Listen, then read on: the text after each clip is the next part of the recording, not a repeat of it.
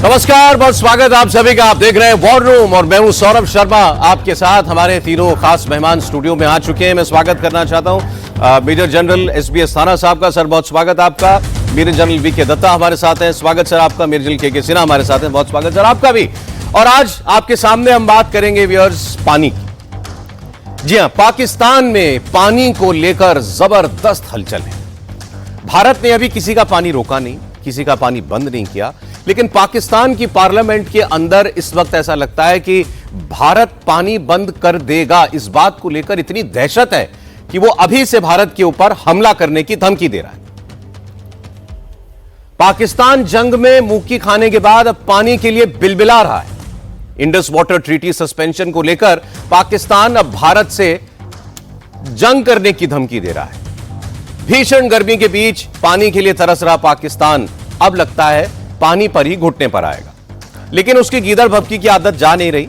पाकिस्तान की संसद में वहां के सेनेटर भारत पर सिंधु नदी का पानी जबरन रोकने का आरोप लगा रहे हैं। पानी रोके जाने को एक्ट ऑफ वॉर बता रहे हैं। और इतना ही नहीं, पाकिस्तान के सांसद कह रहे हैं कि भारत ने हम पर वाटर बम मार दिया है और अगर ऐसा ही रहा तो हम भूखे मर जाएंगे।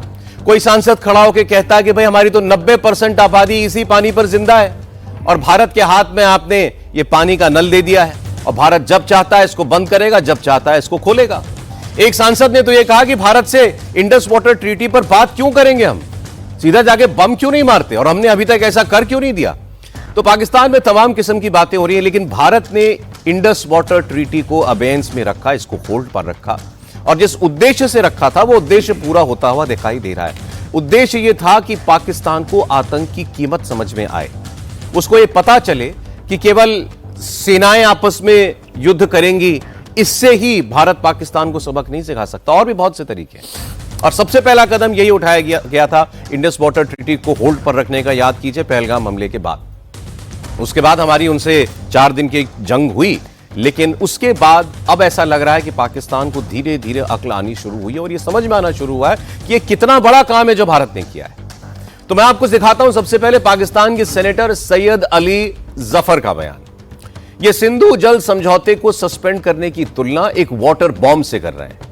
भारत की वाटर स्ट्राइक की दहशत पाकिस्तान के सांसदों के बयानों में साफ नजर आ रही है। तो आप समझिए पाकिस्तान का रुख कैसे जा रहा है इस वक्त। पाकिस्तान में इसी पार्लियामेंट के अंदर विपक्ष के तमाम लीडरों ने खड़े होकर पहले शहबाज सरकार से यह कहा था कि ये तो बताओ कि ये जो पाकिस्तान के बम थे, मिसाइलें थी, ये इस्लामाबाद तक कैसे पहुंच गई थी, इसका जवाब कौन देगा। इसका जवाब खैर वहां की सेना तो देने वाली नहीं है। लोगों ने यह भी पूछा उनसे कि भाई अब ये जो पानी हमारा बंद कर दिया है इसके बारे में आप क्या कर रहे हैं। तो पाकिस्तान की सरकार ने कहा हम बात करेंगे। तो वो उसी बात का जवाब दे रहे थे कि बात क्या करोगे, बात कैसे कर सकते हो, पानी तो हमारी लाइफ लाइन है। तो किसी ने कहा जाकर के बम मार देंगे, डैम तोड़ दो अगर पाकिस्तान इंडिया उस पर डैम बना रहा है तो। पाकिस्तान को यह समझ में आ गया है कि भारत के पास एक ऐसा हथियार है जिसका वो अपने लिए इस्तेमाल कर रहा है और उसकी शर्तें पाकिस्तान पर साफ साफ उसने थोप दी हैं। अब ये पाकिस्तान के ऊपर है कि वो उन शर्तों को मानता है कि नहीं मानता है। मैं अब मेहमानों के पास जाता हूं। सर देखिए, दो बातें चल रही हैं इस वक्त लोगों के बीच में। एक तो ये कि क्या हमारा जो पाकिस्तान के साथ अगला मिलिट्री कॉन्फ्लिक्ट होने जा रहा है वो क्या पानी को लेकर होने जा रहा है। अगर ऐसा तो ये पाकिस्तान की बातों में तो साफ ऐसा दिखाई दे रहा है। या आपको लगता है कि पानी के हमारी शर्त से पाकिस्तान को कुछ अकल आएगी और हमने जो कहा है कि भाई तू शांत बैठ, अगर नहीं करेगा आतंकवाद तो हमें कोई गरज नहीं है कि हम तेरा कोई नुकसान करें। बिल्कुल सौरभ, जब आसिफ मुनीर ने कहा था कि Kashmir is my jugular vein, वो बहुत बड़ी गलती कर गया था क्योंकि Kashmir is not is jugular vein, पानी जुगुलर वेन है पाकिस्तान की। और अब ये पाकिस्तान को रियलाइज़ हो रहा है कि पाकिस्तान पानी ही सबसे बड़ी ताकत है जो उनके खिलाफ जा रही है। दूसरी चीज़ ये है कि भारत की ताकत को कम आंकना ये पाकिस्तानियों के लिए सबसे बड़ी बेवकूफ़ी है, क्योंकि भारत की जो ताकत है वो ना सिर्फ मिलिट्री के तौर पर है बल्कि जो उसकी पोजीशन है, जोग्राफिक पोजीशन यानी कि पानी और इकोनॉमिक ताकत, और इसी सब को मिला के बनती है भारत की जो नेशनल पावर जिसको बोलते हैं, देश की ताकत। उसमें देश के लोग भी शामिल हैं। तो ये ताकत जो है इससे जूझना उनको उसका सबक मिल रहा है अभी और धीरे धीरे उनको नज़र आ रहा है। अब चाहे जो कुछ भी ये लोग बोल रहे हैं पार्लियामेंट में बैठ के जो मर्जी बोलते रहें, लेकिन इनको पता है कि जो नल है उसकी टोंटी तो भारत के हाथ में है और वो भारत अपनी मर्जी से करेगा। आप कहीं चले जाओ, भारत ने सबको बोल दिया है कि जी हम आपकी मध्यस्थता तो चाहते ही नहीं है, तो आप चाहे वर्ल्ड बैंक में जाओ, चाहे जिसके पास मर्जी जाओ, कोई फर्क नहीं पड़ने वाला। भारत से डायरेक्ट बात करोगे तो भारत सीधा बोलेगा भैया टेररिज्म बंद करो, उसके बाद सोचेंगे। और ये जो कहानी है इसको आप कोई झुठला नहीं सकते। पाकिस्तान में इंडिविजुअली इतनी ताकत नहीं है कि वो लड़ाई लड़ने की सोचे। हालांकि उसके जो पार्लियामेंटेरियंस हैं वो बहुत उकसा रहे हैं ये सोच के कि आसिफ मुनीर शायद अब फील्ड मार्शल बन गए हैं तो कुछ ज़रा ज़्यादा ताकत आ गई होगी पाकिस्तान के अंदर। ऐसी कोई कहानी नहीं है। जो उनकी कमियां थीं वो अभी भी हैं और जितनी मार पहले पड़ी थी इस बार उससे ज़्यादा पड़ेगी, ये उन्हें भी पता है। तो ये जो गीदड़ भभकियाँ हैं, ये पहले गीदड़ भभकी एक का जवाब दिया हमने कि जी आप कुछ करोगे तो हम न्यूक्लियर बम फोड़ देंगे, उसका जवाब पूरी तरीके से मिल गया। अब पानी के लिए है कि पानी बंद करोगे तो हम लड़ाई करेंगे, कर लो भैया लड़ाई। उसके बाद में भारत ने ये तो नहीं बोला कि मैं लड़ाई के लिए तैयार नहीं हूँ। भारत ने ये बोला सिंदूर, ऑपरेशन सिंदूर में सिर्फ पॉज लगाया है अभी। ये पॉज, अब ये सवाल है सर, ये पॉज कौन तोड़ेगा? पहले जनरल दत्ता, ये पॉज पाकिस्तान तोड़ेगा या भारत को मजबूर होकर के ये पॉज तोड़ना पड़ेगा? देखिए, ऐसा कि जो हमने स्टैंड लिया, प्रधानमंत्री ने स्टैंड लिया 22 अप्रैल के कांड के बाद, जो पहलगाम में इन्होंने एक नरसंहार किया, अपना नंगा नाच किया दहशतगर्दी का, तो उसी दिन हमने इनको बता दिया था कि हम अब तुम्हारे पीछे आएंगे और तुम्हारे हर एक वो मंसूबे, हर एक वो इजारे, हर एक वो जो प्लानर हैं, जो दिमाग हैं, वो सबको हम निस्ताबूद करेंगे। और सबसे पहली कार्रवाई हमने क्या करी थी, ये इंडस वाटर ट्रीटी को हमने सस्पेंड कर दिया। वो सस्पेंड करते ही इनको एक झटका लगा। जो काम हमने 1960 के बाद हम लगातार इतनी जंगें हुई, इतना इन्होंने तबाही मचाई भारत में, हमने कोई एक्शन नहीं लिया। वो एक्शन अब जाके लिया जब पानी सर से ऊपर निकल गया। एक चीज कह दूं, इनको झटका अब लगा क्योंकि अभी तक ये झूठी जीत के नशे में थे। अब इनका नशा टूटा कि एक तो हम लुट गए 3 दिन की जंग में, पानी हमारा और बंद हो गया। बिल्कुल। अभी देखिए ऐसा कि ऑप सिंदूर अभी वो भी पॉज किया हुआ है हमने। IWT उसी ऑप सिंदूर का एक हिस्सा है। जो हमने बोला है कि blood and water can not flow together, खून और पानी इकट्ठा नहीं बहेगा। आप ये दहशतगर्दी बंद करें, आप एक अच्छे पड़ोसी की तरह आके बातचीत करें, हम आपसे बात करेंगे। लेकिन अगर आप समझते हैं कि आप दहशतगर्दी करके हमको जबरदस्ती आप टॉकिंग टेबल पे लेके आएंगे, तो आप गलत फहमी में हैं। आपको अभी हमने मारा, आपको हम फिर मारेंगे। ये आसिफ मुनीर का फील्ड मार्शल बनने से कोई सुपरमैन नहीं बन गया। पानी बहाना बनने वाला है क्या भारत पाकिस्तान की अगली लड़ाई का? पानी तो एक स्पेक्टिकल है उसका। अभी ये एक मतलब जो है ना, शहरक की बात कर रहे थे, अभी तो हमने इसकी गर्दन पे ऐसे हाथ ही रखा है, उसको दबाया नहीं है। जब हम इसको दबा देंगे, जब हम इनको पानी पिलाएंगे और पानी तरसाएंगे और पानी पिला के मारेंगे, तब इनको समझ आएगा कि असल में क्या मतलब होता है दहशतगर्दी करने का। अच्छा, एक चीज व्यूअर्स के लिए जानना जरूरी है कि भारत ऐसा मुल्क बिल्कुल नहीं है कि हम किसी का जबरदस्ती, आम लोगों का कोई नुकसान हो उसमें, पाकिस्तान के आम लोगों का, गरीब लोगों का। पाकिस्तान, हमने तो हमेशा पाकिस्तान की मुसीबत में दुश्मन होने के बावजूद उसको मदद का हाथ भी बढ़ाया। ये जो पानी रोकने या पानी डाइवर्ट करने की बात भारत कह रहा है, फिलहाल प्रधानमंत्री मोदी ने क्या कहा था, हमारे हिस्से के पानी की एक बूंद नहीं जाएगी, हम अपने हिस्से का पानी अपनी तरफ रोकना चाहते हैं। 6 नदियां हैं, 3 नदियों का पानी उनको जाता है, 3 नदियों का पानी हमको मिलता है। अब उसमें से जो हमारे हिस्से की 3 नदियां हैं उसका 6% पानी, वो चूंकि वहां पर डैम, रिजर्वायर नहीं बनाए भारत ने इतने वक्त में, और पाकिस्तान उस पर एतराज भी करता रहा जब हमने बनाने की कोशिश की, हम वो अपने हिस्से का 6% पानी बह जाने देते हैं पाकिस्तान को। हम उसको रोक नहीं पाते, स्टोर नहीं कर पाते या उसको चैनलाइज नहीं कर पाते नहर बना करके। अब वो काम शुरू हुआ है। आपने देखा, ये खबर आई थी कि प्रधानमंत्री ने कहा है वो रणबीर कनाल है, उसको 120 किलोमीटर लंबा एक्सटेंड किया जाए, ताकि वो एक्सटेंड हो जाएगी तो ज्यादा पानी भारत की तरफ जाएगा। हम अपने हिस्से का पानी जो फिजूल में बह रहा है पाकिस्तान की तरफ, उसको रोकने या भारत की तरफ मोड़ने के लिए काम करने की बात कह रहे हैं। इससे ज्यादा अभी तो कुछ कहा ही नहीं है। ये नहीं कहा है कि तुम्हारे हिस्से के 3 नदियों का पानी हम रोकेंगे, वो नहीं बोला है। हमारा पानी जा रहा है जो हमको अवॉर्डेड है ट्रीटी में, हम उसको रोकने की बात कर रहे हैं। उसी पे बिलबिला उठा पाकिस्तान। अब अगर पूरी ट्रीटी को रीनेगोशिएट करने की बात आ गई तो फिर तो आप सोचिए पाकिस्तान यहां से किस हद तक जाकर मजबूर होगा। चला साहब। सही बता रहे हैं। देखिए सौरभ, इसको यदि हम थोड़ा और डिटेल में आप दें परमिशन तो मैं समझाना चाहूँगा। देखिए, हम केवल 6 नदियों की बात करते हैं, वो ट्रिब्यूटरीज की बात करते हैं। जो मेन आर्टरी है वो है आपका इंडस रिवर।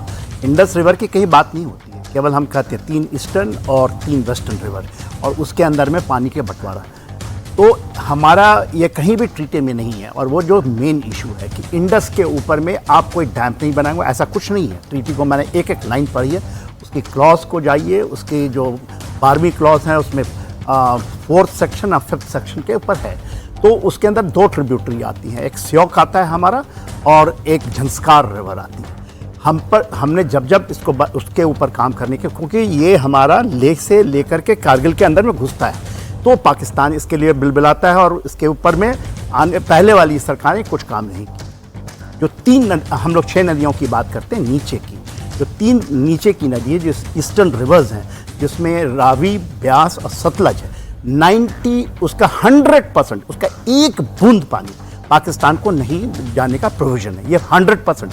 मगर हमारा अभी भी 95% ऑफिशियल रिकॉर्ड है, मगर इससे 90% है। और उसके ऊपर में जो 3 हम डैम बनाने वाले हैं, खास करके यदि आप लें तो ऊपर से यदि आप लेते हैं तो जो रावी हम बात करते हैं तो रंजीत सागर हमने डैम बनाया हुआ है, मगर उससे मेजर पानी जाता है लाहौर तक पहुंचता है। और इनकी कनाल सिस्टम है, 10 से 12% पानी चला जाता है, हम उसको रोकते हैं। गालरी हेडवर्क है, उसके ऊपर एक हेडवर्क रोकते हैं लास्ट में। दूसरी बात, जो प्रधानमंत्री कह रहे हैं, जो बीकानेर की धरती से इन 3 नदियों के बारे में कहा है कि एक बूंद पानी इसकी नहीं जाए, जिसकी मेजर वाटर यह वो आपका नीचे में सुलेमान की हेडवर्क में जो नीचे मतलब का वही वाना साहब, हमारे हिस्से का 10% पानी आप कह रहे हैं ना जा रहा है उनके जा रहा है, उसको उसका अब रिजॉल्व है, हम रोक देंगे, वो हमारा राइट है रोकना। हाँ, दूसरी जो एक चीज, एक सेकंड और दे दीजिए। जो 3 रिवर ऊपर की, जो वेस्टर्न रिवर की बात करते हैं, उसमें प्रोविजन है कि 80% एज पर द ट्रीटी वो जाएगा पाकिस्तान में, 20% हमारे पास है। मगर वो हम जो आपने एक रंजीत सागर का कनाल की बात की, वो आपके चिनाब रिवर पे है, उस पे अभी केवल 40 मिलियन क्यूसेक वाटर हम रोक पा रहे हैं। उसके अलावा उसको 150 वो हमारी हिस्से की वाटर है, वो कैसे रोक सकता है वो हमारे को, क्योंकि वो प्रोविजन का हिस्सा है। अब वो तो कह रहा है सर हम बम मारेंगे। अब मुझे तो आप ये बता दें, क्या आपको लगता है पाकिस्तान इंडस वाटर ट्रीटी जो हमने होल्ड की है, इसको बहाना बनाकर कुछ करेगा? की हिम्मत नहीं है साहब। साहब हम तो वेट कर रहे हैं। हमने तो देखिए हमने क्या कहा, करके तो देख। हमने ये कह दिया, प्रधानमंत्री ने, आप बीकानेर से सुने नाल से क्या बोला उन्होंने 3 चीजें दी, और वो सबसे बड़ी इंपॉर्टेंट है पूरे देश को समझने की। उन्होंने कहा सेना को पूरी छूट है, रहेगी आने वाले समय में यदि पाकिस्तान कुछ करता है। समय किस तरह और शर्तें हमारी होंगी। दूसरा उन्होंने कहा ये बोगी शोगी हम नहीं चलेंगे। और तीसरा, आप कोई कार्रवाई करते हैं तो वो जो आतंकी है और जो उसके राज्य जो उसको कर रहा है सेना, उसके ऊपर। और 2 बड़ी चीज और जोड़ी, इसका रिट्रीब्यूशन जो है, उन्होंने कहा पूरा सेना को कीमत चुकानी पड़ेगी। और इकोनॉमिक, पहली बार उन्होंने कहा है हम पाकिस्तान को इकोनॉमिकली मारेंगे। अच्छा देखिए पाकिस्तान इस पानी की बात को लेकर के दुनिया भर में जा रहा है और कह रहा है देखिए हिंदुस्तान ने हमारा हिस्से का पानी रोक दिया है। भारत ने यूएन में उसको 2 टूक जवाब दिया है और साफ साफ ये कहा है कि पाकिस्तान जब तक क्रॉस बॉर्डर टेररिज्म बंद नहीं करेगा, हम पाकिस्तान के साथ कोई बात नहीं करेंगे और तब तक ये संधि स्थगित भी रहेगी। जो बात अभी आप कह रहे थे ना, कोई इंटरनेशनल प्रेशर नहीं, अब भारत किसी दबाव में आने वाला नहीं है। अब अगली खबर मैं आपको दिखाता हूं, पाकिस्तान की अगली बांह जो है वो कहां मरोड़े जाने वाली है, अगला स्क्रू कहां टाइट हो रहा है। ऑपरेशन सिंदूर के बाद भारत पाकिस्तान पर अब फाइनेंशियल स्ट्राइक भी करने की तैयारी कर रहा है ताकि उसकी अब वित्तीय कमर तोड़ी जा सके। भारत उसे इंटरनेशनल लेवल पर घेरेगा, वर्ल्ड बैंक और आईएमएफ जैसी संस्थाओं के सामने आतंकवाद के सबूत पेश करेगा और पाकिस्तान की सच्चाई बताएगा और उसको आइंदा कर्ज न मिले, भारत इसके लिए पुरजोर कोशिश करेगा। दूसरा, भारत एफएटीएफ से मांग करेगा कि पाकिस्तान को एक बार फिर ग्रे लिस्ट में डाला जाए। फाइनेंशियल एक्शन टास्क फोर्स दुनिया में कहीं भी टेरर के लिए फंडिंग होती है, अगर आतंकवाद होता है किसी देश में, तो ये FATF के नियम लागू हो जाते हैं। और अगर पाकिस्तान 2018 से इसकी ग्रे लिस्ट में था, मतलब आपको एड नहीं मिल सकती, आपके यहां फॉरेन इन्वेस्टमेंट नहीं आ सकती। कब तक? जब तक आप FATF के बताए गए रास्ते पर नहीं चलेंगे और आतंकवाद पर लगाम नहीं लगाएंगे। अब भारत FATF के पास दोबारा जाएगा, जून में उसकी मीटिंग होने जा रही है, और भारत कहेगा कि आपने इसको ग्रे लिस्ट से बाहर निकाल दिया, लेकिन उसके बावजूद पाकिस्तान की ये हरकतें जारी हैं, इसको वापस ग्रे लिस्ट में डालो। और ये सबसे बड़ी चोट होगी पाकिस्तान के ऊपर, क्योंकि एक बार FATF की ग्रे लिस्ट में आए, होना तो इसको ब्लैक लिस्ट में चाहिए, जहां पर ईरान को डाला हुआ है या नॉर्थ कोरिया को डाला हुआ है, उसमें होना चाहिए पाकिस्तान।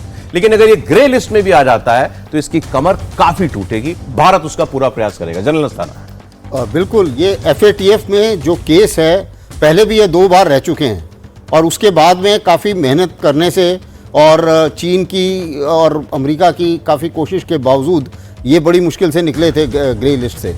अब वक्त आ गया है दोबारा इनको ग्रे लिस्ट में डालने का, और भारत के पास अभी इतने बड़े बड़े सबूत हैं जो कि FATF के लिए नकारना मुश्किल होगा। इसलिए जहाँ तक उम्मीद है कि भारत इनको FATF में डाल पाएगा और कोशिश पूरी करेगा कि ये FATF में शामिल हो जाएं।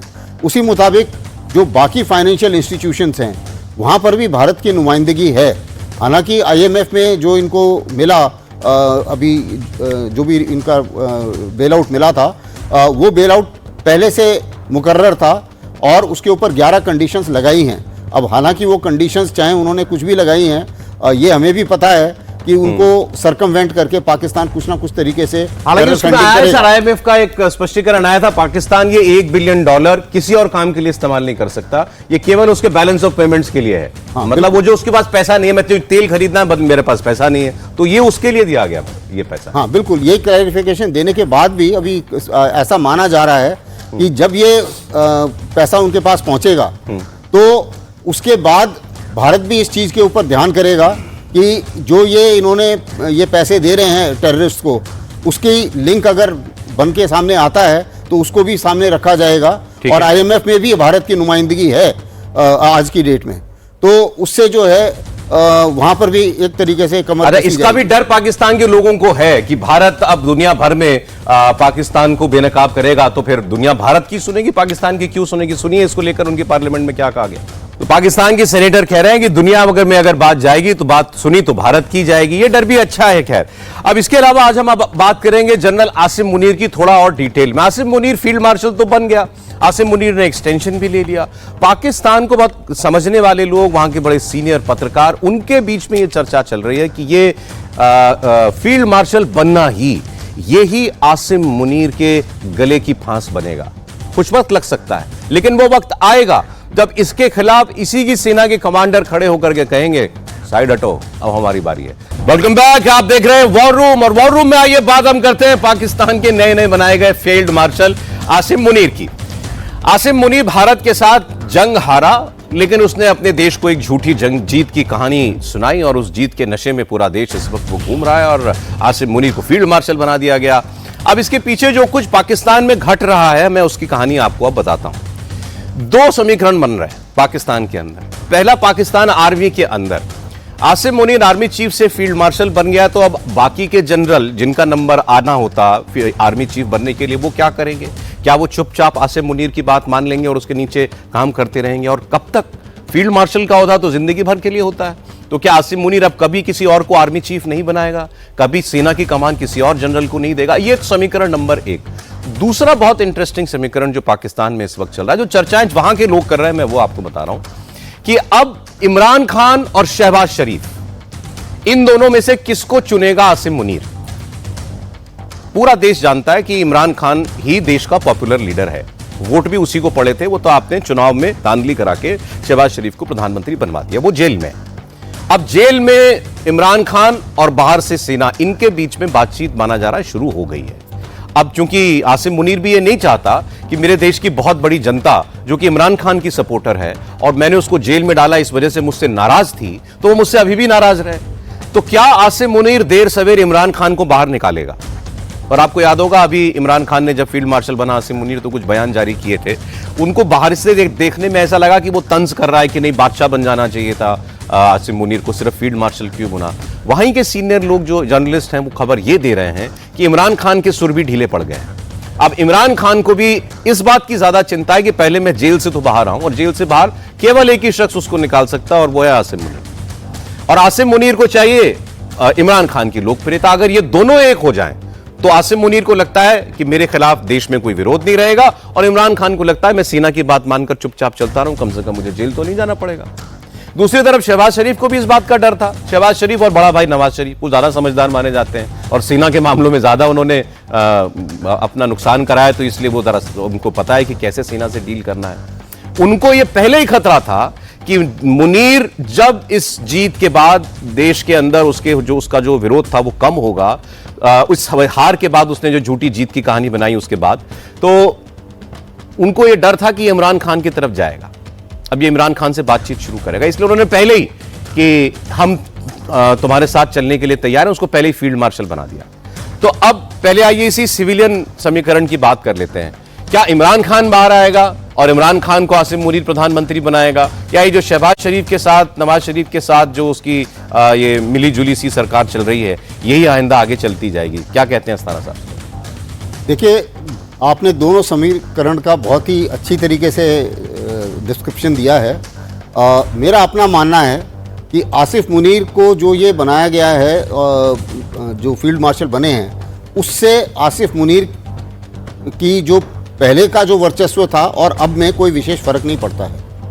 रैंक जरूर मिल गया है, लेकिन पहले भी वो गवर्नमेंट को कंट्रोल कर रहा था, अभी भी वो गवर्नमेंट को कंट्रोल करेगा। जो इक्वेशन इमरान खान के साथ पहले थी वो अभी भी है, और जिस किस्म से इमरान खान के बयान आए वो उनको दोनों तरीके से देखा जा सकता है। ये बादशाह वाला बयान एक तरीके से कटाक्ष भी हो सकता है, और एक तरीके से ये भी हो सकता है कि शायद और पावर मिलनी चाहिए थी। तो इसको दोनों तरीके से माना जा सकता है।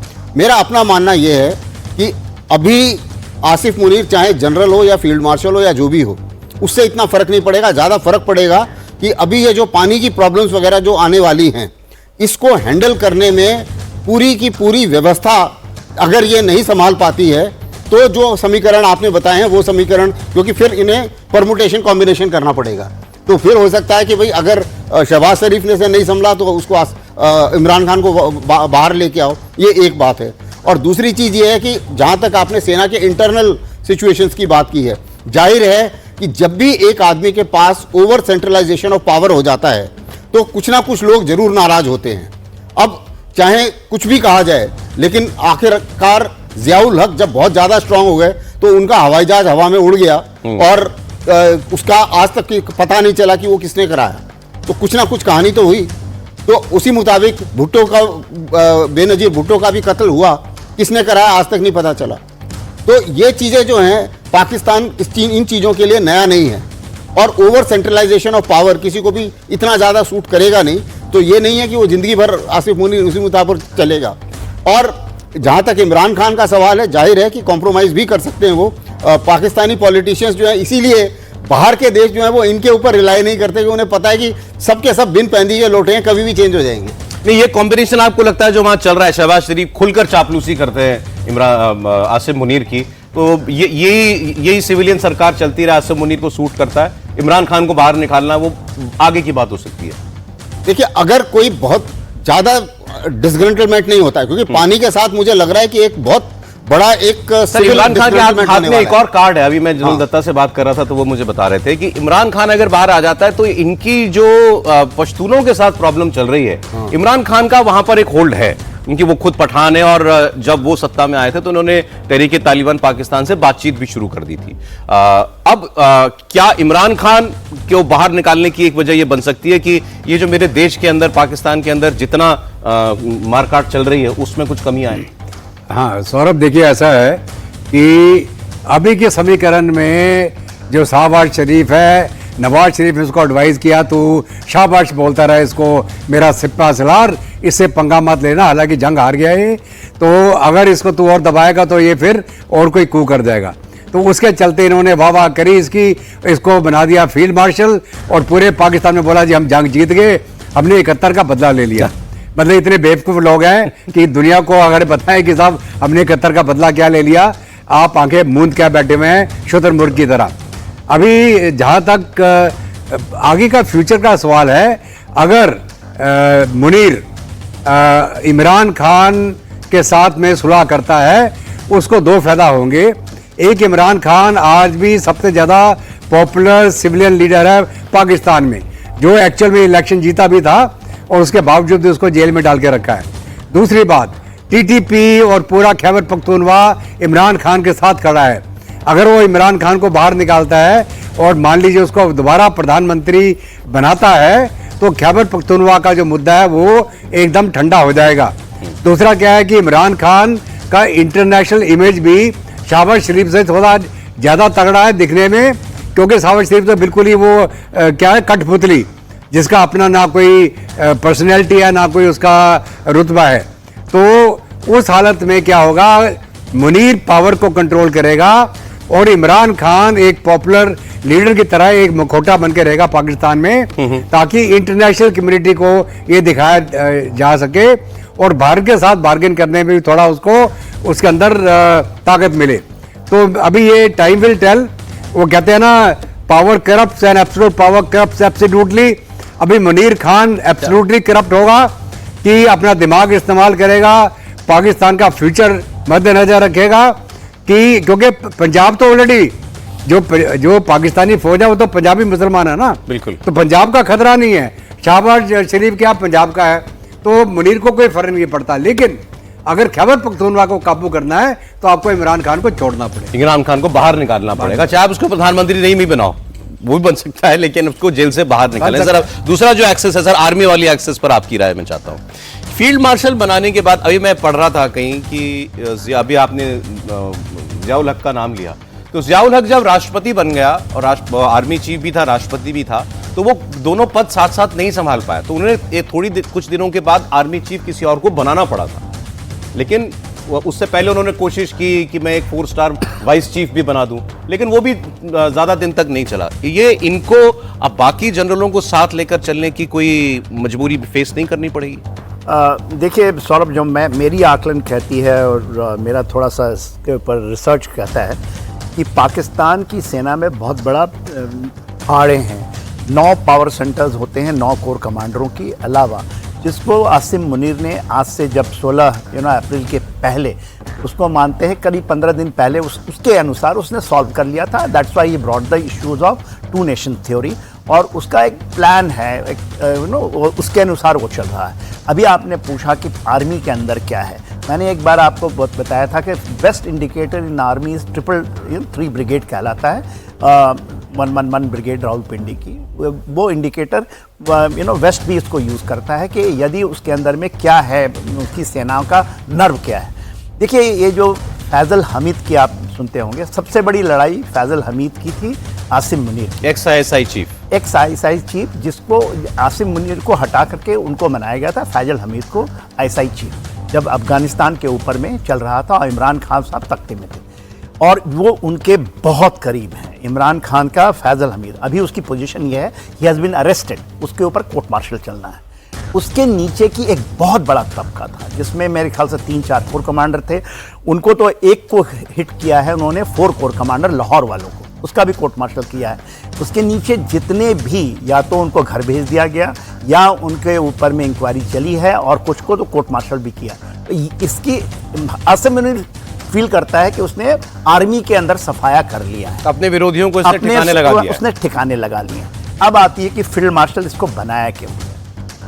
अभी बड़ा तबका जो फौज का है, और ये खुल के चीज़ें आ रही हैं, आप इसके लिटरेचर वेस्ट में पढ़िए कि फौज के ज़्यादा लोग इससे नाराज हैं, जिस तरह से इसने चीज़ों को किया है और संभाल नहीं पाया। देखिए, वो बहुत, मैं बार बार कहता हूँ, Pakistan is a very professional army. यदि हम उसको केवल जहादी मानेंगे देन वो आकलन सही नहीं होगा।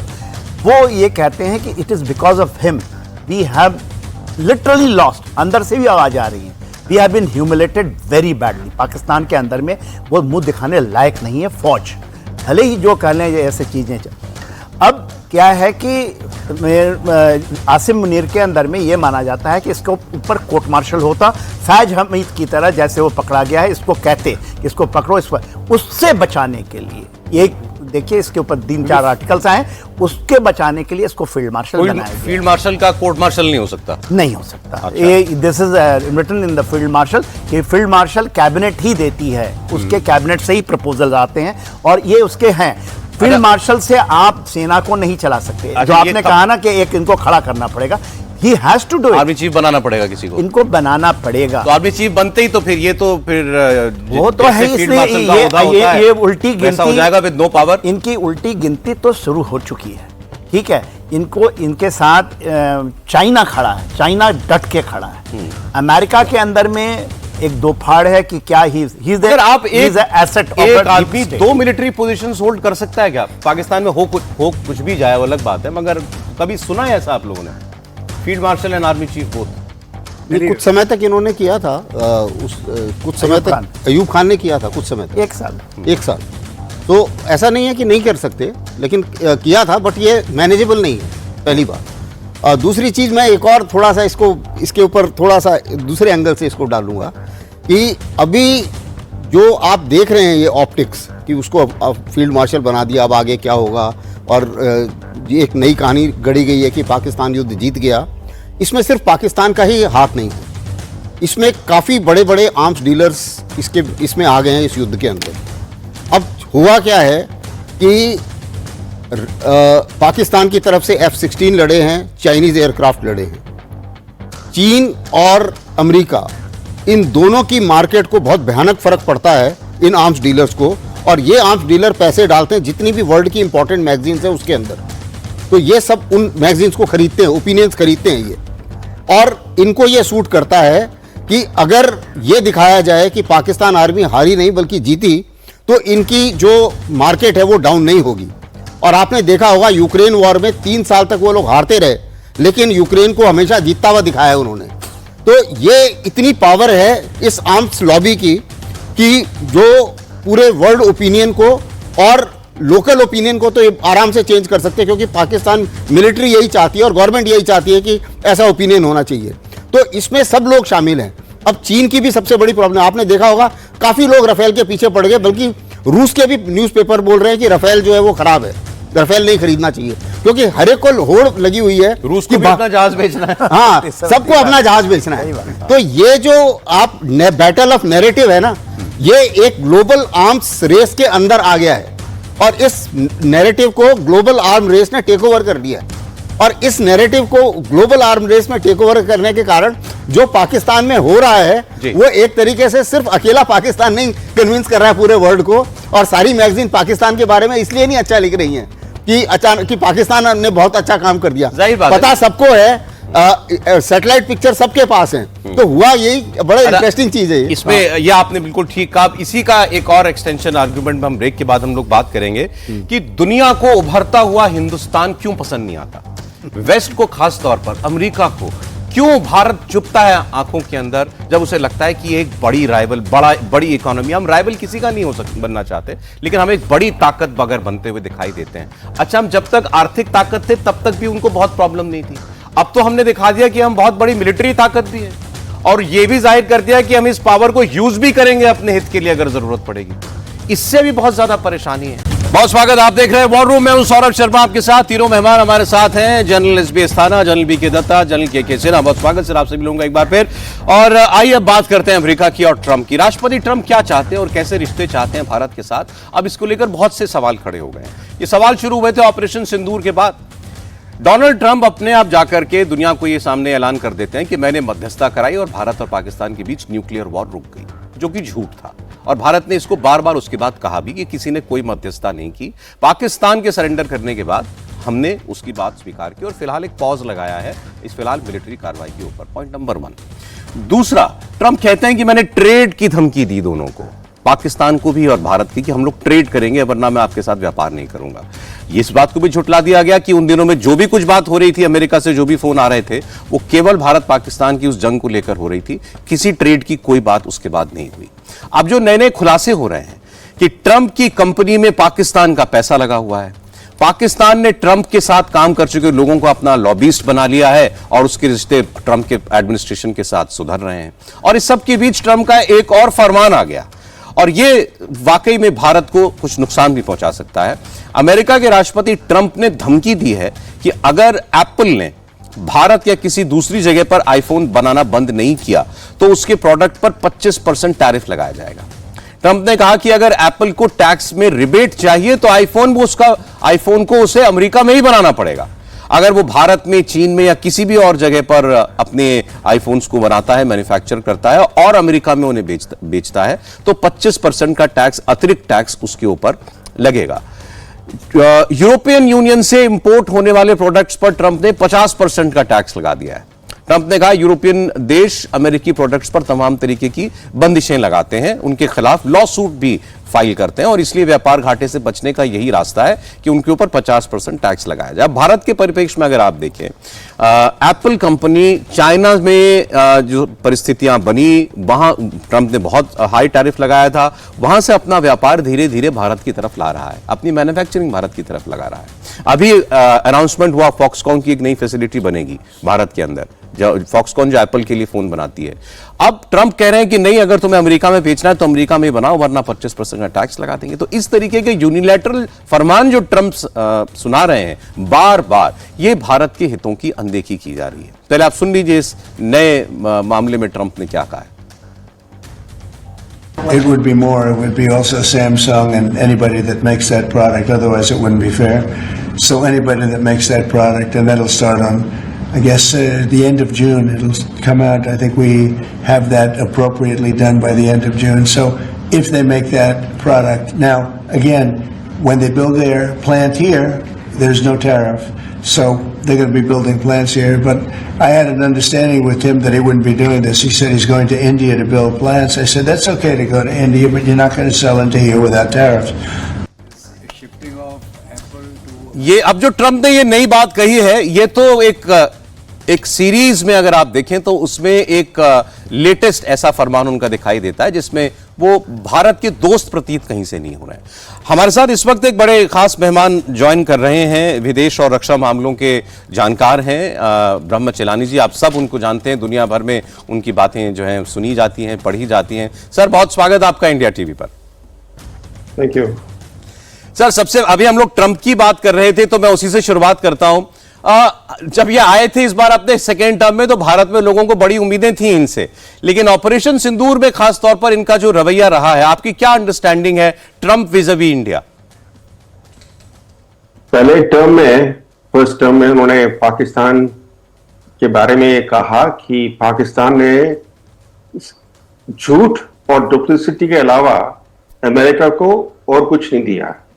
अब उनका एटीट्यूड पाकिस्तान की तरफ इतना बदल गया है कि वो पाकिस्तान को उन्होंने रेस्क्यू किया इफेक्टिवली जब ऑपरेशन सिंदूर हुआ, क्योंकि भारत को प्रेशर लगाया उन्होंने और एक तरह का नया हाइफिनेशन शुरू कर दिया भारत और पाकिस्तान के बीच में।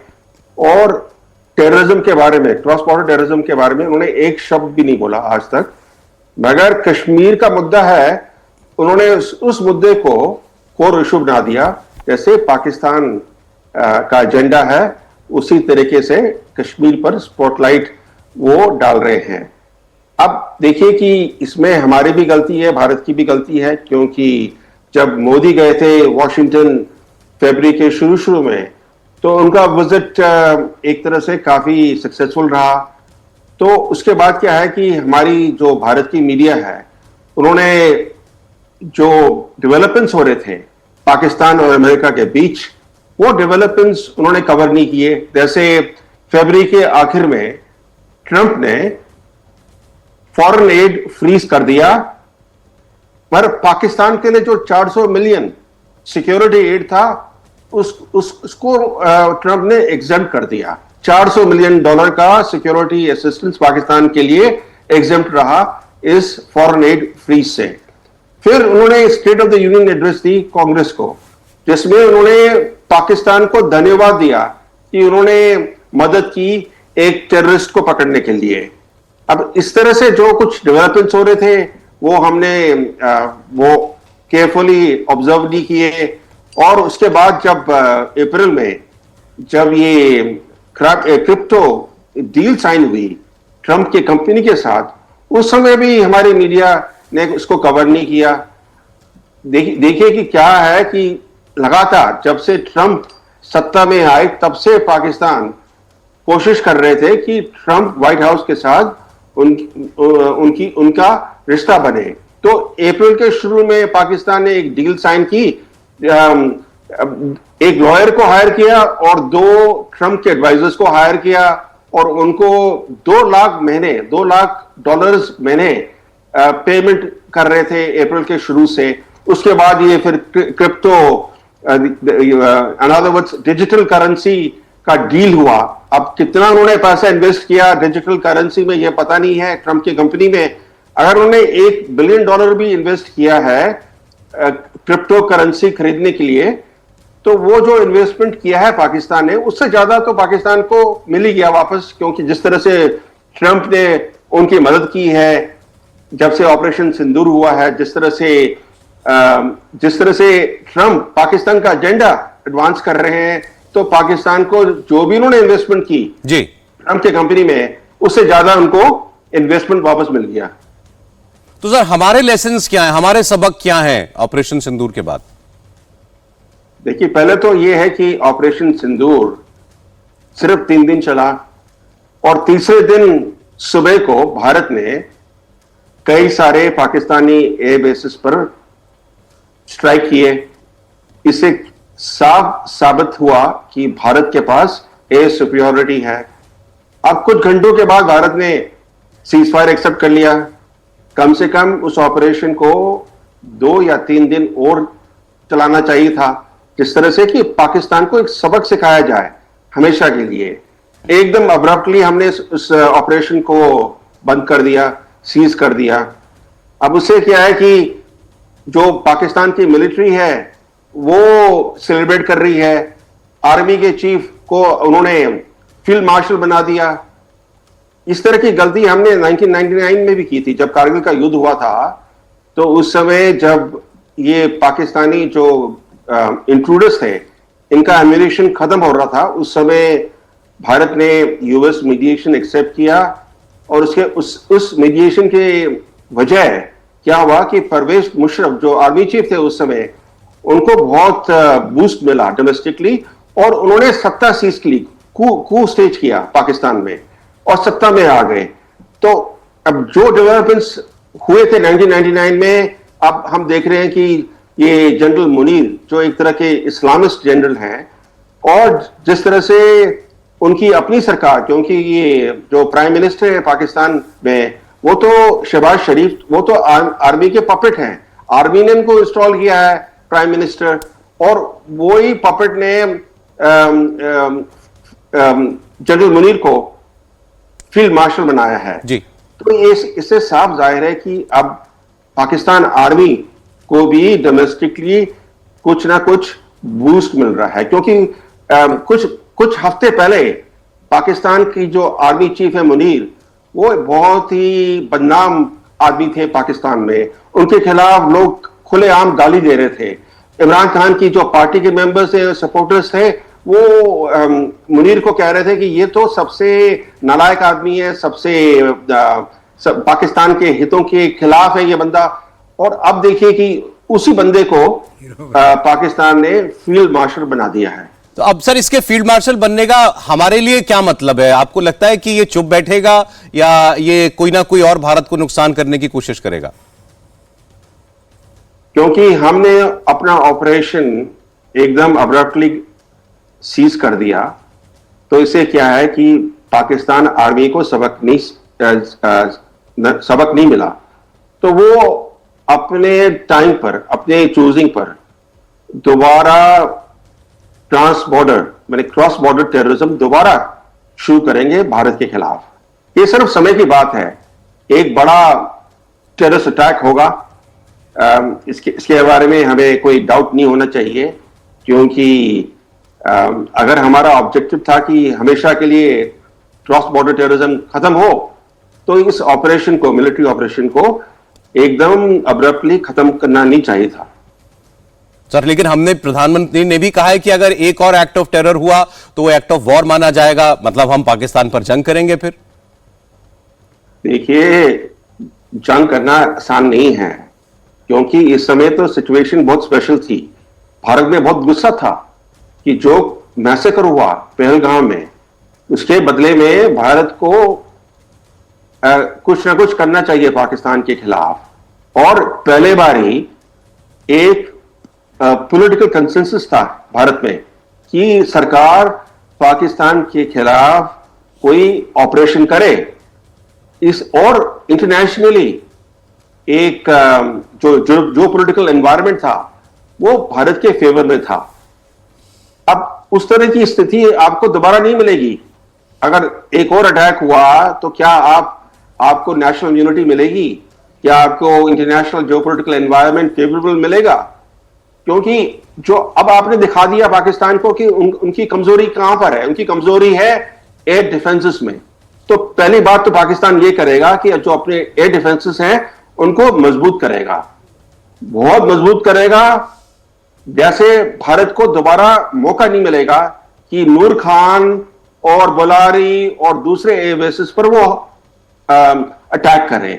तो हमने पाकिस्तान को बता दिया है कि उनकी कमजोरियां कहां पर हैं, मिलिट्री वीकनेसेस कहां पर हैं। अब उन्हीं मिलिट्री वीकनेसेस को पाकिस्तान अब एड्रेस करेगा। जी सर, एक सवाल मेरा बांग्लादेश पर है आपसे। आपको लगता है बांग्लादेश क्या एक नया पाकिस्तान बनता जा रहा है जिस किस्म की आवाजें वहां से आती हैं? बिल्कुल।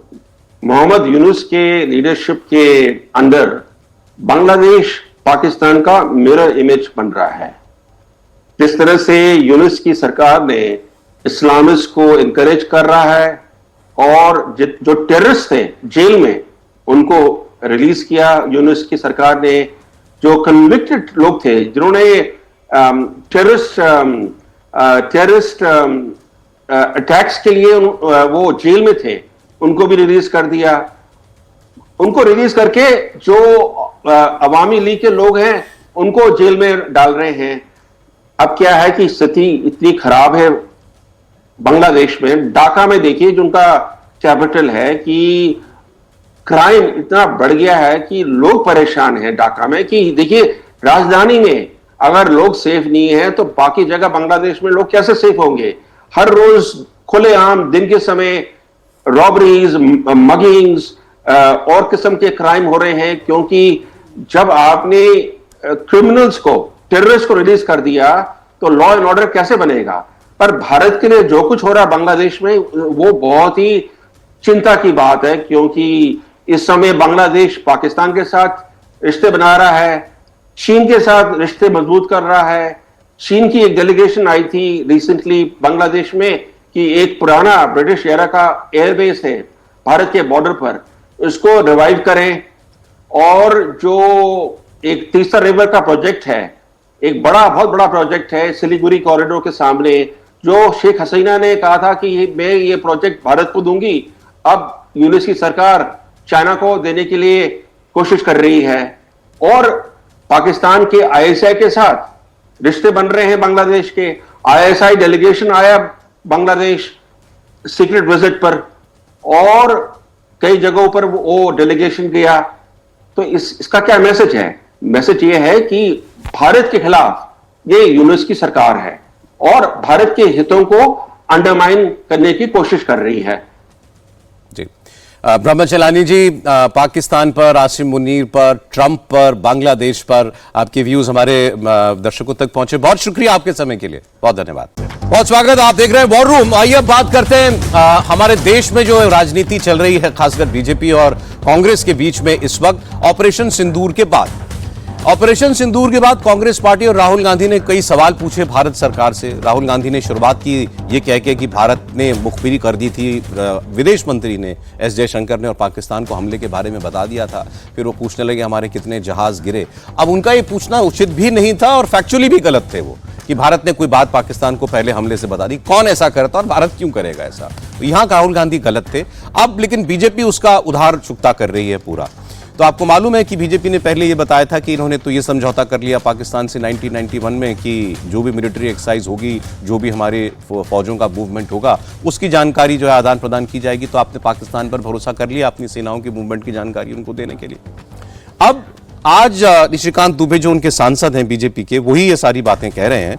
उन्होंने एक और नई बात बताई है आज, और उन्होंने एक बार फिर पूर्व की कांग्रेस सरकारों पर सवाल उठाते हुए इस बार रन ऑफ कच्छ को लेकर हमला बोला है कांग्रेस पार्टी पर। निशिकांत दुबे ने कहा है कि आयरन लेडी कही जाने वाली इंदिरा गांधी के फैसले के कारण 1968 में भारत को 828 स्क्वायर किलोमीटर जमीन पाकिस्तान को देनी पड़ी थी। 1965 में भारत पाकिस्तान का युद्ध हुआ था, सारे युद्धों की तरह यह भी पाकिस्तान हारा था, लेकिन इसके बावजूद इंदिरा गांधी ने जमीन का एक बड़ा हिस्सा पाकिस्तान को दे दिया और भारत और पाकिस्तान के मुद्दे को अंतर्राष्ट्रीय मंच पर ले जाया गया था। इसमें मध्यस्थ बनाया गया, युगोस्लाविया के वकील अली बाबर को हमने नियुक्त किया था। निशिकांत दुबे कह रहे हैं कि पूरे भारत की पार्लियामेंट खिलाफ थी इस फैसले के कि इसमें किसी मध्यस्थ की जरूरत हमें नहीं है, लेकिन यह ऐसा किया गया। इंदिरा गांधी ने उस वक्त ऐसा किया और हमारी 828 स्क्वायर किलोमीटर की जो जमीन थी वो हमने पाकिस्तान को जाने दी, ये उनका आरोप है। अब इस आरोप में कितनी सच्चाई है, क्या हुआ था उस वक्त, क्यों भारत को यह फैसला लेना पड़ा था, मैं फिर एक बार जरा अस्थाना साहब के पास जाऊंगा। सर, कितनी सच्चाई है इस बात में? वो तो खैर कागज वगैरह सब दिखा रहे हैं कि कैसे हमको ये एरिया जो है वो सीड करना पड़ा पाकिस्तान को बाद में, जंग जीतने के बाद। देखिए, पॉलिटिक्स में ना पढ़ते हुए मैं इतना जरूर कहना इसलिए चाहूंगा फैक्ट पूछ रहा हूं आपसे। हाँ, फैक्ट पूछ रहा हूं। हाँ, फैक्ट तो सही है जो वो दिखा रहे हैं, फैक्ट तो उसमें मुझे नहीं लगता कि कोई गड़बड़ है, क्योंकि ये फैक्ट तो गूगल में भी अवेलेबल हैं, कोई भी इसको स्कैन करके देख सकता है। जहाँ तक हिस्टोरिकल कई सारे डिसीजन ऐसे हुए हैं भारत में जिसमें हमने नेगोशिएशन लेवल पर काफ़ी कुछ लूज़ किया है, और ये अगर आप शुरू से गिनना चाहें, क्योंकि मैं इसको किसी एक पक्ष के उसमें संदर्भ में नहीं बोलूँगा मैं, अगर आप देखिए जब चीन ने तिब्बत के ऊपर कब्ज़ा करा, अगर हम उनको ये बोल देते कि भैया अगर आप जितनी ब्रिटिश इंडिया और तिब्बत के बीच में ट्रीटीज़ हैं, अगर आप उसको नहीं मानेंगे तो हम आपके मान्यता नहीं देंगे आपको कि तिब्बत चीन का हिस्सा है, अगर हम ये उससे साइन करा लेते तो आज जो ये लाइन ऑफ एक्चुअल कंट्रोल पे दुनिया भर की मुसीबत हो रही है, ये सब खत्म हो जाती। एक बात उसी मुताबिक आप देखिए 71 की लड़ाई में भी 93,000 प्रिजनर्स हमने वापस किए। जब उस समय वो हमारे पास थे, पता नहीं हम क्या क्या साइन करवा सकते थे उनसे। तो उस टाइम में भी मुझे लगता है कि नेगोशिएशन में कुछ नुकसान हुआ। 1965 में भी हमने कहीं ज़्यादा टेरिटरी वापस करी, और उस समय जब हमने वापस करी टेरिटरी, हाजी पीर दर्रा भी हम 2 बार जीत के छोड़ चुके हैं। एक बार नहीं बल्कि 2 बार ऐसा हुआ है कि भारतीय सेनाओं ने हाजी पीर का दर्रा जीता और उसको छोड़ दिया। और वो दर्रा इतना इंपॉर्टेंट है कि आप देखिए, अगर उस दर्रे से 2 घंटे में आप पुंछ से उड़ी पहुंच जाते हैं, और अदरवाइज आपको तकरीबन 1 दिन लग जाता है बाय रोड पहुंचने में, इतना फ़र्क पड़ता है। तो इस किस्म से कई हिस्टोरिकल मिस्टेक्स हुई हैं जो अगर नहीं होती तो शायद भारत की जो स्थिति है सामरिक लेवल पर और बॉर्डर्स पर वो और ज्यादा मगर सुदृढ़ क्यों होती। 65 की बात करें, क्यों दिया हमने ये जमीन पाकिस्तान को? देखिए, ये दिया गया है 68 में, 65 की लड़ाई में, 65 की लड़ाई में हम तकरीबन 13,000 स्क्वायर किलोमीटर दिए थे, जिसमें हाजी पीर पास का इलाका, सकरगल का इलाका, और सबसे इम्पोर्टेंट जो थी वो इच्छुगल कनाल है एक, जो कि आपके लाहौर से 12 किलोमीटर इस हमारी तरफ पड़ता है।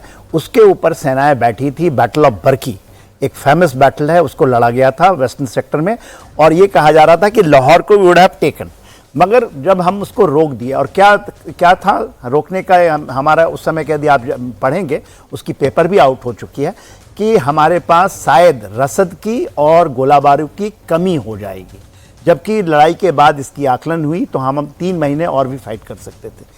ये जो सच्चाई है, और ये जब चीज़ें उड़ाई जाती हैं, जैसे भारत अभी इस दौरान में 4 दिन की लड़ाई के बीच में बहुत सारे ऐसे आपके र्यूमर्स उड़ेंगे ऐसे, और उसका एक बड़ा डिज़ाइन होता है। तो वहाँ पर, या आप बताइए बरकी, अदरवाइज आप लाहौर के पास बैठे होते, लाहौर आपके अंदर होता। इसके ऊपर में बहुत लोगों ने रिज़ाइन किया, और क्या कहा गया उसकी एवज में? आज हम बात कर रहे हैं रन ऑफ कच्छ 828, आप रन ऑफ कच्छ को खोल के पढ़ लीजिए। रन के ऊपर में, रन जो इलाका है जहाँ कुछ भी नहीं होता, उस रन के इलाके में जो बेटर, उस वहीं से बगल में कराची है, कराची पोर्ट इज, आप पत्थर फेंकिएगा तो वहाँ गिरेगा। Okay. तो वहाँ पर उसका जो मेन इलाका है वो हमने उनको दे रखा है। क्योंकि यदि आपको ग्राउंड से ऑपरेशन कराची की तरफ करना है तो ये तो यहीं से जाना पड़ेगा आपको, इससे जाना है या वरना फिर समंदर से जाइए, फिर चोलिस्तान से जाइएगा ना, जो आप नीचे स्विंग करेंगे तो आपका इसके मैकेनाइज वहां से तो आप इन्फेंट्री ऑपरेशंस कर सकते थे। तो ये जो चीजें हुई हैं और इसमें आप देखिएगा एक नहीं, इतनी ज्यादा हम लोग कह रहे हैं हिस्टोरिकल मिस्टेक्स हैं, ये स्ट्रेटजिकल एंड ऑपरेशनल मिस्टेक्स हैं जमीन के ऊपर में। सर लेकिन ये हैरानी की बात है कि हम हर लड़ाई के बारे में जब पढ़ते हैं उसका निष्कर्ष यही लगता है कि पाकिस्तान को हम लोग परमानेंट इलाज इसका कर सकते थे लेकिन हमने छोड़ दिया। आप मोटा मोटा हमेशा यही निष्कर्ष इसका निकाला जाता है। 48 में आपने छोड़ दिया, 65 में आपने बताया अभी बहुत कुछ हो सकता था, 71 में हम सब जानते ही हैं, कारगिल में भी वो हमारी धरती पर आकर के बैठा है और हम एलओसी क्रॉस नहीं करेंगे। हम चलानी ने एक बहुत बड़ी बात बोली ना, अभी बताया ना जी। देखिए कारगिल वार में 2 बार सीज फायर हुआ था, 2 बार अमेरिका के कहने पे। एक बार तो जो आप मल्टो ढालो के इलाके में जो हमारे घुसे थे और टाइगर हिल के इलाके में, मैं उसको जमीन पे खुद देखा हूँ, हम यहाँ थे और ये यहाँ थे, तो वो ऐसे जा रहे हैं, हमने फायर खोल दिया और कुछ मारे गए। तो हमारे ऊपर आई कि भाई हमारी यूनिट ने खोला कि आप लोगों का कोर्ट मार्शल हो जाएगा, आपने सीजफायर को नहीं मान रहे। हमने कहा कि ये लोगों ने हमें मारा, सीजफायर के बावजूद फायर कर दिया था। देखिए क्या होता है ना, सीजफायर ऐसा तो नहीं है ना कोई स्विच है ना कि दिल्ली से चला कि फायर खत्म। जो जमीन पे लड़ते हैं, जो मरे हैं, वो इन चीजों को छोड़ते नहीं। जब मगर हाँ ठीक, वो हम भी कहेंगे, हमारा जवान भी हम कहेंगे कि मत करो, हम तो अब जगह आप तकरीबन 300 किलोमीटर के ऊपर जंग चल रही है, कोई मजाक थोड़ी है। जो वहां लड़ रहा है वो तो उसका जज्बा कुछ और है, साथी को खोया है, सही बात है, उसका गुस्सा तो गुस्सा ही होता है ना। वो एक बात उन्होंने कहा और उस समय ये भी चलाई गई बात कि शायद उनके एम्युनिशन खत्म होने वाले थे, इसलिए वो जा रहे थे, इसीलिए वो अमेरिका भाग गया और फोर्स किया गया, इसको फोर्स किया गया। पॉलिटिकल प्रेशर हो सकता है। अरे मैं जरा अभी ब्रह्मचलानी जी जो बातें कह के गए उस पर भी एक राउंड बातचीत का हो जाए। तो पहली बात तो उन्होंने कहा कि पाकिस्तान को सस्ते में छोड़ दिया, 2 दिन और मारना था अभी पाकिस्तान को। दत्ता साहब देखिए ऐसा है कि इसको 2 लहजे से आप देखें, एक है सेंटिमेंट्स और दूसरा है ऑब्जेक्टिव। ऑब्जेक्टिव क्या था हमारा कि हमने टेररिस्ट का जो ये कांड हुआ था उसका हमने एक रिटेलिएशन करना था। उन तंजीमों को, उन इदारों को जो टेररिज्म में लिप्त थे उनको हमने टारगेट करना था। वो हमने सेलेक्ट किया, 9 टारगेट हमने चुन के बिल्कुल प्रिसीजन से हमने तबाह करे। अब उसके अंदर ज़्यादा मरने चाहिए थे, कम मरने चाहिए थे, हाफिज सईद बच गया, मसूद अजहर बच गया, वो अलग बात है, क्योंकि उसको पाकिस्तान ने पहले ही निकाल के सेफ जगह पे मूव कर दिया था।